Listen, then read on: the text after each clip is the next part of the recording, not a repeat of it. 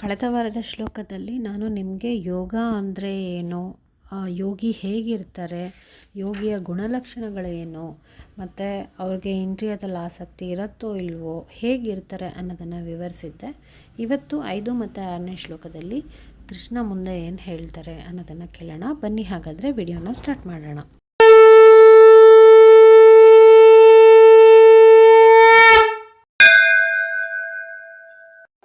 ಉದ್ಧರೇತಾತ್ಮನಾತ್ಮಾನಂ ನಾತ್ಮಾನಮವಸಾದಯೇತ್ ಆತ್ಮೈವ ಹ್ಯಾತ್ಮನೋ ಬಂಧುರಾತ್ಮೈವ ರಿಪುರಾತ್ಮನಃ. ಆತ್ಮ ಅನ್ನೋ ಒಂದು ವಿಷಯ ಬಂದರೆ ಇಡೀ ದಿನ ಮಾತಾಡ್ಬೋದು. ಏಕೆಂದರೆ ಆತ್ಮ ಏನು, ಹೇಗಿರುತ್ತೆ, ಹೇಗೆ ಮನುಷ್ಯನಲ್ಲಿ ಸೇರಿರುತ್ತೆ, ಅದರದ ಉದ್ದೇಶ ಏನು, ಅದು ಏನು ಮಾಡುತ್ತೆ, ಅದರ ಬಗ್ಗೆ ನಾವು ಸಾಕಷ್ಟು ಮಾತಾಡ್ಬೋದು. ಆದರೆ ನಾನು ಇಲ್ಲಿ ತುಂಬ ಚಿಕ್ಕದಾಗಿ ಹೇಳೋದಕ್ಕೆ ಪ್ರಯತ್ನ ಪಡ್ತೀನಿ. ಇಲ್ಲಿ ಒಂದು ದೊಡ್ಡ ಸಂದೇಶ ಈ ಶ್ಲೋಕದಿಂದ ನಮಗೆ ಕೃಷ್ಣ ಕೊಡ್ತಾರೆ. ಏನಪ್ಪ ಅಂತಂದರೆ, ಮನುಷ್ಯ ತನ್ನಿಂದಲೇ ಉದ್ಧಾರ ಮಾಡ್ಕೊಳ್ಬೇಕು ಅನ್ನೋದು. ಆದರೆ ಅದು ನಮಗೆ ಅರಿವಾಗಲ್ಲ.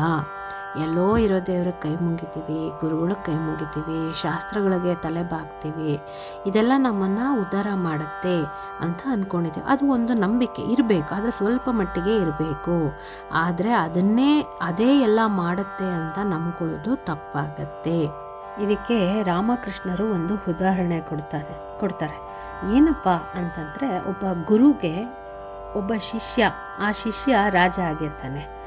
ಪ್ರತಿದಿನ ರಾಜ ಗುರುಗಳ ಹತ್ರ ಬಂದು, ದಯವಿಟ್ಟು ನನ್ನ ಮಾಯೆಯಿಂದ ಕಾಪಾಡಿ, ನನ್ನನ್ನು ಅದರಿಂದ ಪಾರು ಮಾಡಿ ಅಂತ ಕೇಳ್ಕೊಳ್ತಿರ್ತಾನೆ. ಆದರೆ ಅವನಿಗೆ ಇನ್ನೂ ಆಧ್ಯಾತ್ಮಿಕ ಅಭಿಪ್ಸೆ ಬಲವಾಗಿರಲ್ಲ. ಸೊ ಗುರುಗಳು ಏನು ಹೇಳಿದ್ರು ಅದನ್ನು ಕಿವಿಗೆ ಹಾಕೋತಾ ಇರಲ್ಲ. ಆದರೆ ಒಂದಿನ ಆ ಕಾಟ ತುಂಬ ಜಾಸ್ತಿ ಆಗುತ್ತೆ, ಗುರುಗಳಿಗೆ ತಡ್ಕೊಳಕ್ಕಾಗಲ್ಲ.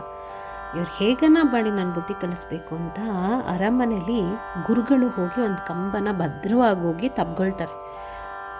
ತಪ್ಕೊಂಡ್ಬಿಟ್ಟು ನನ್ನನ್ನು ಬಿಡಿಸು ರಾಜ ಅಂತ ಕೇಳ್ಕೊಳ್ತಾರೆ. ಆಗ ರಾಜ ಹೇಳ್ತಾನೆ, ಕಂಬ ಹಿಡ್ಕೊಂಡಿರೋದು ನೀವೇ, ಅದನ್ನು ಬಿಟ್ಟರೆ ಆಯ್ತಲ್ಲ, ನಾನೇನಿಗೆ ಬಿಡಿಸ್ಬೇಕು ಅಂತ ರಾಜ ಗುರುಗಳಿಗೆ ಹೇಳ್ತಾನೆ. ಆಗ ತಕ್ಷಣ ಗುರುಗಳು, ಹಾಗೆ ನೀನು ಅಷ್ಟೇ, ಮಾಯೆನ ಅಪ್ಕೊಂಡಿರೋದು ನೀನು ಬಿಟ್ಟರೆ ಆಗತ್ತೆ, ಅದಕ್ಕೆ ನಾನೇನೂ ಮಾಡೋ ಅವಶ್ಯಕತೆ ಇಲ್ಲ ಅಂತ ಹೇಳ್ತಾರೆ. ಈಗ ನಾವೇ ಸಂಸಾರದ ಗೋಜಿಗೆ ಸಿಕ್ಕಾಕೊಂಡ್ಬಿಟ್ಟಿದ್ದೀವಿ. ಆ ಗೋಜಿನಿಂದ ಬಿಡಿಸ್ಕೊಳ್ಳೋದು ನಮ್ಮ ಕೈಲಿದೆ.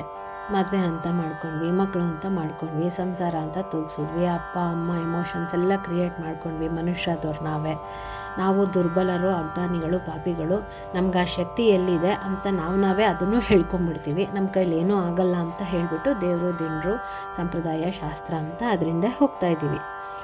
ಇದಕ್ಕೆ ಇನ್ನೂ ಒಂದು ಎಕ್ಸಾಂಪಲ್ ಕೊಡ್ತಾರೆ ರಾಮಕೃಷ್ಣ. ಯಾರಿಗೋ ಒಬ್ಬನಿಗೆ ರಾತ್ರೋರಾತ್ರಿ ಬೀಡಿ ಸೇದೋದಕ್ಕೆ ಮನಸ್ಸಾಯ್ತಂತೆ.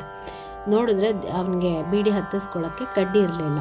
ಸೊ ಉರಿಯೋತ್ತಿರೋ ಲಾಟಿನ ತೆಕ್ಕೊಂಡು ಹೋಗಿ ಪಕ್ಕದ ಮನೆಗೆ ಹೋಗಿ ಅವನು ನೆಪ್ಸಿ, ಬೀಡಿ ಹಚ್ಚೋಕ್ಕೆ ನನಗೆ ಕಡ್ಡಿ ಬೇಕು ಅಂತ ಕೇಳಕ್ಕೆ ಬಂದೆ ಅಂತ ಹೇಳ್ತಾನೆ. ಅವಾಗ ಅವನಂತಾನೆ, ಅಯ್ಯೋ ದಡ್ಡ, ನಿನ್ನ ಕೈಲೇ ಉರಿಯೋತಿರೋ ದೀಪ ಇದೆ, ಅದನ್ನು ಬಿಟ್ಟು ನನ್ನ ಹತ್ರ ಕಡ್ಡಿ ಕೇಳಲು ಬಂದ ಅಂತ. ನಾವು ಹೇಳ್ತೀವಿ ನೋಡಿ, ಕಂಕಳಲ್ಲೇ ಬೆಣ್ಣೆ ಇಟ್ಕೊಂಡು ಊರೆಲ್ಲ ಹುಡುಕಿದ್ರು ಅಂತ. ಆ ಥರ ನಮ್ಮಲ್ಲಿ 2 ಥರ ವ್ಯಕ್ತಿತ್ವ ಇದೆ. ಒಂದು ಟೆಂಪರರಿ, ತಾತ್ಕಾಲಿಕ, ಅದು ನಮ್ಮ ನೈಜ ಸ್ಥಿತಿನ, ಅಂದರೆ ನ್ಯಾಚುರಲ್ ಆಗಿ ನಾವು ಅದನ್ನು ಮರೆತುಬಿಟ್ಟಿದ್ದೀವಿ. ಏನದು ನ್ಯಾಚುರಲ್ ಆಗಿ ಏನಿದೆ ಅನ್ನೋದನ್ನು ನಾವು ಮರೆತುಬಿಟ್ಟಿದ್ದೀವಿ. ಮತ್ತೊಂದು ಅದರ ಹಿಂದೆ ಇರೋದು, ನಾವು ಪರ್ದೆ ಹಾಕಿದ್ದೀವಲ್ಲ, ಆ ಪರ್ದೆ ತೆಗೆದು ನೋಡಿದ್ರೆ ಗೊತ್ತಾಗುವಂಥದ್ದು. ಆದರೆ ಆ ಪರ್ದೆ ತೆಗಿಯೋಕ್ಕೆ ನಾವು ಮನಸ್ಸು ಮಾಡ್ತಾ ಇಲ್ಲ. ಈಗ ನಾವು ಸದ್ಯಕ್ಕೆ ಕತ್ತಲೆ ಮನೆಯಲ್ಲಿದ್ದೀವಿ. ಅಂದರೆ ಇಂದ್ರಿಯಗಳಿಗೆ ನಾವು ತುಂಬಾ ಪ್ರಾಮುಖ್ಯತೆ ಕೊಡ್ತಿದ್ದೀವಿ, ಅದು ಹೇಳ್ದಂಗೆ ಕೇಳ್ತಿದ್ದೀವಿ.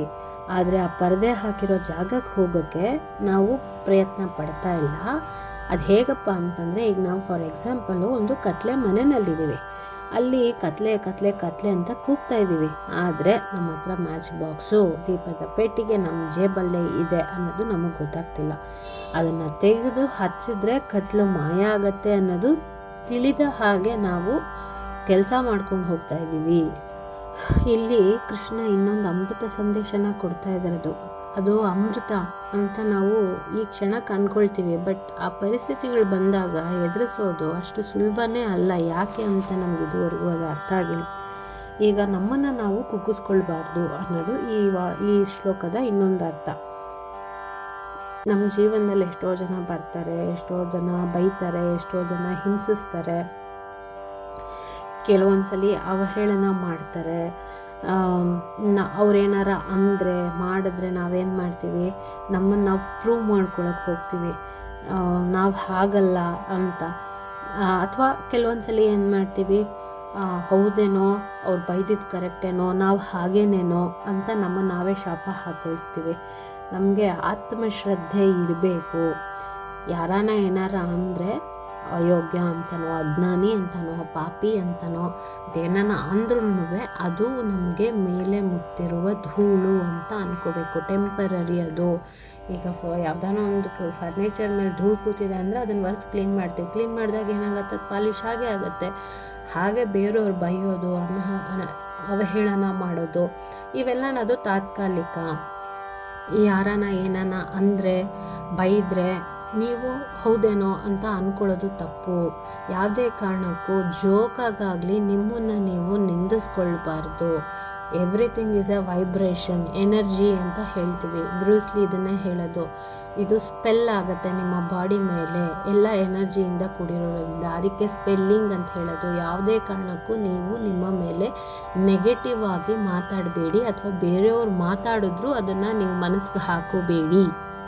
ಆತ್ಮ ನಿಂದೆಗಿಂತ ಅಂದರೆ ಆತ್ಮನ ಅಂದು ನಾವು ಪಾಪಿಗಳಾಗ್ತೀವಿ ಅಷ್ಟೇ ಹೊರತು ಬೇರೆ ಇನ್ನೇನೂ ಆಗಲ್ಲ ಅಂತ. ನಮ್ಮ ಮನಸ್ಸು ನಮಗೆ ಶತ್ರುನೂ ಆಗುತ್ತೆ, ನಮಗೆ ಮಿತ್ರನೂ ಆಗುತ್ತೆ. ನಮ್ಮನ್ನು ನಾಶ ಮಾಡೋ ಶಕ್ತಿನೂ ನಮ್ಮಲ್ಲೇ ಇದೆ, ನಮ್ಮನ್ನು ಉದ್ಧಾರ ಮಾಡೋ ಶಕ್ತಿನೂ ಇಲ್ಲೇ ಇದೆ. ಅಮೃತನೂ ಇದೆ, ಪಾಷಾಣವೂ ಇದೆ. ಇದನ್ನೇ ನಾವು ಡ್ಯುಯಾಲಿಟಿ ಅಂತ ಹೇಳೋದು. ಇದೆಲ್ಲ ನಮ್ಮ ಮನಸ್ಸಲ್ಲೇ ಇದೆ. ನಾನು ಒಳ್ಳೆಯವನು ಅಂತ ಅಂದ್ಕೊಂಡ್ರೆ ಪ್ರಯೋಜನ ಏನು ಅಂತ ಅಂದ್ಕೊಳ್ಳೋದು. ಆದರೆ ಅದೇ ಮನಸ್ಸಿಗೆ ಬೇಕಾಗಿರೋದು. ಅದನ್ನೇ ನಮ್ಮ ಮೇಲೆ ನಾವು ಪ್ರಯೋಗಿಸ್ಕೊಳ್ಬೇಕು.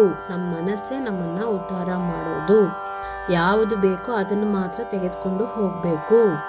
ಒಂದು ಚಿಕ್ಕದ ಎಕ್ಸಾಂಪಲ್ ಏನಪ್ಪ ಅಂದರೆ, ಯಾರೋ ಒಬ್ಬ ಒಂದು ತಪ್ಪು ಮಾಡ್ದ, ಅದಕ್ಕೆ ಶಿಕ್ಷೆ ಅಂತ ಹೇಳಿ ಅವನಿಗೆ ಊರಿಂದ ಹೊರಗಡೆ ಹಾಕಿದ್ರು.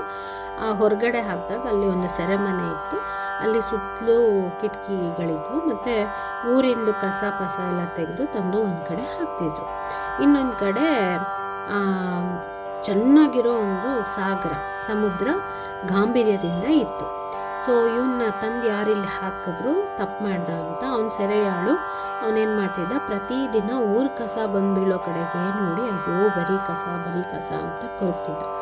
ಆದರೆ ಅವನ ದೃಷ್ಟಿನ ಸ್ವಲ್ಪ ಬದಲಾಯಿಸಬೇಕಾಗಿತ್ತು, ಬದಲಾಯಿಸಿದ್ರೆ ಅವನಲ್ಲಿ ಒಂದು ಮನೋಹರ ದೃಶ್ಯ ಕಾಣಿಸ್ತಾ ಇತ್ತು.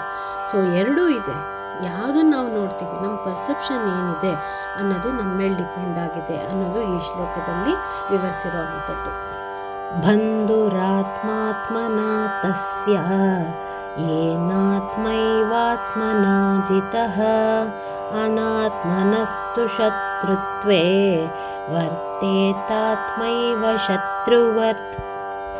ನಾವ್ಯಾರು ಮನಸ್ಸನ್ನು ನಾವು ಮ್ಯಾನೇಜ್ ಮಾಡ್ತೀವಿ, ಕಂಟ್ರೋಲ್ ಮಾಡ್ತೀವಿ, ಅದೇ ನಮಗೆ ರಿಲೇಟಿವ್ ಆಗುತ್ತೆ.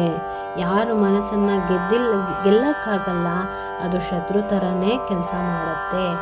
ಕಂಟ್ರೋಲ್ ಮಾಡಿದ ಮನಸ್ಸು ಯಾವಾಗಲೂ ನಮಗೆ ಒಳ್ಳೆಯದನ್ನೇ ಬಯಸುತ್ತೆ, ಅದು ಯಾವಾಗಲೂ ನಮ್ಮ ಜೊತೆಗೆ ಇರುತ್ತೆ.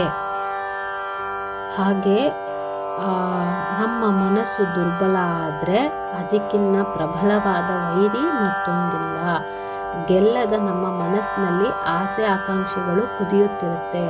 ನಮ್ಮ ಮನಸ್ಸಿನ ದೌರ್ಬಲ್ಯವನ್ನೇ ಕಾಯ್ತಾ ಇರುತ್ತೆ.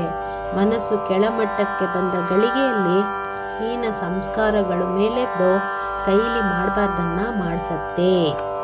ಈ ಮನಸ್ಸಿನ ದೌರ್ಬಲ್ಯಗಳನ್ನು ನಾವೇ ಸಾಕಿ ಸಲಹಿದ್ದು, ಬೇರೆಯವ್ರು ಯಾರು ರೆಸ್ಪಾನ್ಸಿಬಲ್ ಅಲ್ಲ ಇದಕ್ಕೆ. ಮನಸ್ಸನ್ನು ನಾವು ಕಂಟ್ರೋಲಲ್ಲಿ ಇಟ್ಕೊಳ್ಳಿಲ್ಲ ಅಂತಂದರೆ ಅದು ದುರ್ಬಲ ಆಗುತ್ತೆ. ದುರ್ಬಲ ಆಗಿದ್ದು ಕ್ರಮೇಣ ಬರ್ತಾ ಅದು ತುಂಬ ಸ್ಟ್ರಾಂಗ್ ಆಗ್ತಾ ಹೋಗುತ್ತೆ. ಟೈಮ್ ನೋಡಿ ನಮ್ಮ ಮೇಲೆ ಬಿದ್ದು ನಮ್ಮ ಕೈಯಿಂದ ಮಾಡಬಾರ್ದು ಕೆಲಸಗಳೆಲ್ಲ ಮಾಡಬಾರ್ದು ಬೈಕೇನೆಲ್ಲ ನಮಗೆ ಹುಟ್ಟುಹಾಕಿ ಅದನ್ನೆಲ್ಲ ಅನುಭವಿಸೋ ಹಂಗೆ ಮಾಡಿ ಅದನ್ನು ಈಡೇರಿಸ್ಕೊಳ್ಳೋ ಹಾಗೂ ಮಾಡುತ್ತೆ. ಅದನ್ನು ಹಾಗೆ ಮಾಡ್ತು ಮನಸ್ಸು ಅಂದರೆ ಮತ್ತೆ ಮತ್ತೆ ನಾವು ಮನಸ್ಸನ್ನು ಕಂಟ್ರೋಲ್ ಮಾಡೋದಕ್ಕೆ ಸಾಧ್ಯ ಇಲ್ಲ. ಇದಕ್ಕೆಲ್ಲ ಆದಿ ಕಾರಣ ನಮ್ಮ ಮನಸ್ಸಿನಲ್ಲಿರುವ ದೌರ್ಬಲ್ಯನ ನಾಶ ಮಾಡದೆ ಬಿಟ್ಟಿದ್ದೇ ದುಡ್ಡು ತಪ್ಪಾಗುತ್ತೆ ಅನ್ನೋದು. ಸೊ ನಮ್ಮ ಮನಸ್ಸನ್ನು ನಾವು ಕಂಟ್ರೋಲಲ್ಲಿ ಇಟ್ಕೊಂಡ್ರೆ, ನಮ್ಮ ಮನಸ್ಸಿಗೆ ನಾವು ರೆಸ್ಪಾನ್ಸಿಬಲ್ ಆಯಿತು ಅಂತಂದರೆ, ಏನು ಒಳ್ಳೆಯದನ್ನು ಮಾಡಬೇಕು ಅಂತಿದ್ದೀವಿ, ಏನು ಈ ಜಂಜಾಟದಿಂದ ಹೊರಗೆ ಬರಬೇಕು ಅಂತಿದ್ದೀವಿ, ಅದು ಮಾಡೋದಕ್ಕೆ ಈಸಿ ಆಗುತ್ತೆ ಅನ್ನೋದನ್ನು ಈ ಶ್ಲೋಕದಲ್ಲಿ ಕೃಷ್ಣ ಹೇಳ್ತಿರೋದು. ಮುಂದಿನ ವಾರ ಮತ್ತೆ 2 ಶ್ಲೋಕಗಳೊಂದಿಗೆ ಮತ್ತೆ ಭೇಟಿಯಾಗ್ತೀನಿ. ಅಲ್ಲಿಯವರೆಗೂ ಸರ್ವೇ ಜನಾಃ ಸುಖಿನೋ ಭವಂತು, ಸನ್ಮಂಗಳಾನಿ ಭವಂತು. Thank you for watching.